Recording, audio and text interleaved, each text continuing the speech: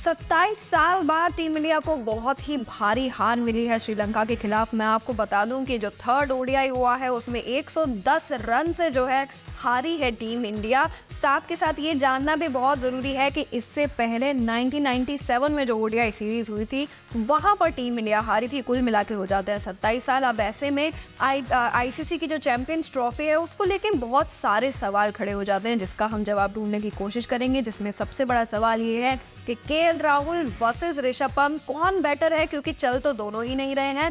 साथ के साथ रोहित शर्मा का क्या कहना है ये हम जान लेते हैं। उन्होंने कहा है कि I don't think it's a concern but it is something we have to look at individual and as a game plan. और इसके बाद वो कह रहे हैं कि it is a joke when you are playing for India there is never going to be कॉम्प्लीमेंसी।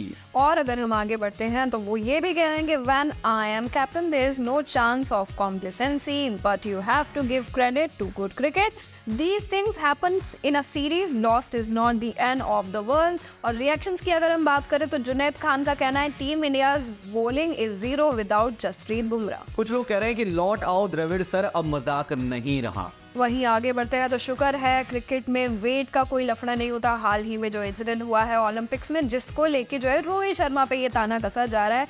चलिए देखते हैं कि गौतम गंभीर और रोहित शर्मा मिलकर जो है वो इस पर कितना काम करते हैं। आगे बढ़ते हैं। 27 विकेट जो है वो इस सीरीज में इंडिया ने गंवाए हैं स्पिनर्स के खिलाफ, और ये किसी भी अगर टीम की बात करी जाए तो सबसे ज्यादा है। बस बात यह है कि 3 मैचों की वो सीरीज होनी चाहिए।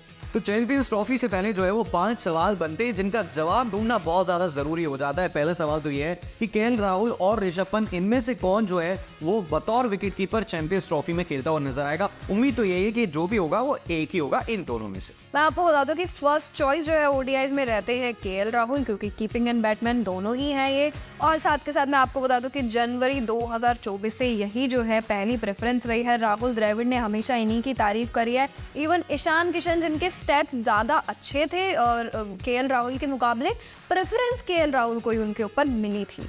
और अगर 2 मेजर टूर्नामेंट देखें, एशिया कप और आईसीसी ओडीआई वर्ल्ड कप, तो यहाँ पर जो है वो केएल राहुल का किरदार काफ़ी बड़ा हो चुका था। लेकिन पंत कहीं ना कहीं जो है वो फिट हो जाते हैं, उसके बाद आईपीएल में खेलते हैं, और आईपीएल में फिट होने के बाद टी20 वर्ल्ड कप में उन्हें जो है वो प्रेफरेंस दी जाती है। केएल राहुल को यहाँ पर पिक नहीं किया जाता है। लेकिन अगर हम ओडीआई फॉर्मेट की बात करें तो जो स्टैट्स हम आपको स्क्रीन पर दिखा रहे हैं पंत वर्सेस राहुल के बीच, तो ऐसा लग रहा है कि केएल राहुल ही पहली पसंद होंगे। और अगर पंत जो है वो बतौर विकेट कीपर, यानी कि 2 विकेट कीपर टीम इंडिया नहीं खिलाती है, तो बेंच पर पंत बैठे हुए नजर आएंगे।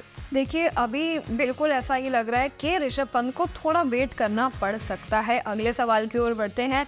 क्या श्रेयस अय्यर जो है टीम में होने चाहिए या नहीं, क्योंकि देखिए कुछ टाइम पहले ही जो है उन्होंने अपना बीसीसीआई का सेंट्रल कॉन्ट्रैक्ट खोया था और उसके बाद कमबैक किया है, और अभी भी जो है वो ढंग से तो चल नहीं पा रहे।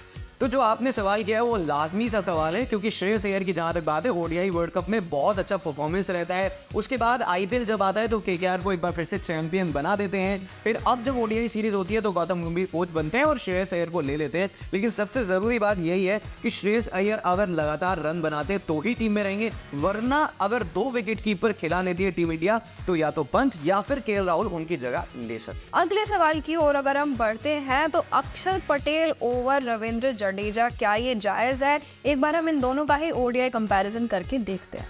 चलिए अगर दोनों की बात करी जाए तो 60 मैच में जो है वो 568 रन है अक्षर पटेल के नाम, रविंद्र जडेजा के नाम 197 मैच में 2756 रन है, और 64 विकेट इनके पास है, 87 विकेट इनके पास है। तो लग रहा है कि जडेजा के पास एक्सपीरियंस बहुत है। लेकिन टी20 वर्ल्ड कप में हमने देखा था कि अक्षर को प्रेफरेंस दी गई थी। वही अगर हम वाइट बॉल क्रिकेट की बात करें तो कहीं ना कहीं जो है एक सीढ़ी ऊपर खड़े होते हैं ये रविंद्र जडेजा से, जिसकी वजह से ऑब्वियस रीजंस की वजह से उनको जो है प्रेफरेंस ज़्यादा मिलती है।